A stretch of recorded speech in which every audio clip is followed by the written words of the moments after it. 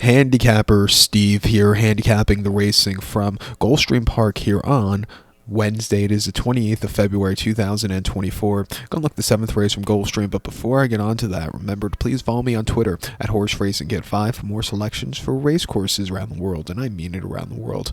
And let's look at the 7th race from Gulfstream, which is a good one. It's a lounge optional claimer purse, $91,000, race for 4-year-olds and upwards, never won 12,000 once the main claiming starter, restricted race, which never won 2 races.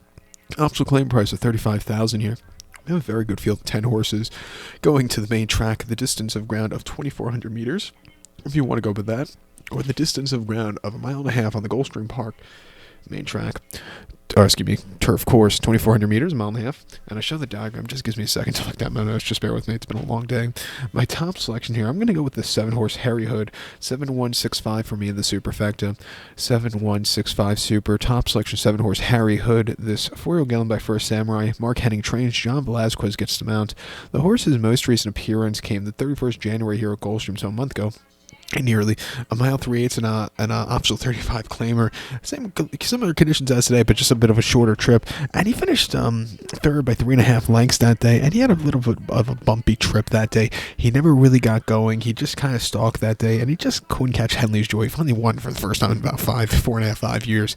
Refreshing here, getting extra furlong. Should be forwardly paced, getting Johnny back up, who seems to know the horse well. I think this horse could get to the winner's circle again here today for the first time in a little bit. 2 back on New Year's Day at Gulfstream, 1.5 miles and option 35. He finished second by 0.5 length that day.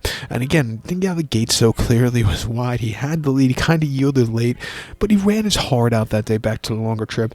And then 18th of November at Aqueduct, 1.8 miles in the lounge race, 90,000. He finished 7 by 7 lengths that day and just had nothing, absolutely nothing. A little bit of a tough race, but he should have did a little bit better than he did. And then a Star Lounge race at Aqueduct, 1.8 miles on the 13th of October. He won by 3/4 length. He stalked. He was wide, but he got the job done. A very nice, strong run. Coming here, training well since the last race. I'll give him a shot. I think the 1 horse here, Champagne Juan for Christoph and Irad Tees, could get the job done. They finally took him over a little bit longer trip here on the 4th of January over the mile 16th on Tapeta, where he won by 3/4 length, break the main that day. He was stupidly wide, but he really took off clear. That was a very good, strong run. He was getting close, but no cigar. Prior to that, his turf debut at Aqueduct, 1.8 miles on the inner and a main specialty. He finished second by 0.5 length that day. Again, a little bit wide from a stupidly wide post trip, but he was gaining that day. Refreshing here at 8-1 back to 1.5 miles, or coming to the 1.5 miles for the first time. He could definitely win. I'll use him on the pick 4. But to recount my selection for the 7 from Gulfstream now, I'm going to take the 7-horse Harry Hood, give kudos to the 1-horse Champagne Juan, 7165 super, 7-1 in the multi-race. So good luck to all. Please follow me on Twitter at Horse Racing Kid 5. Good luck, everybody.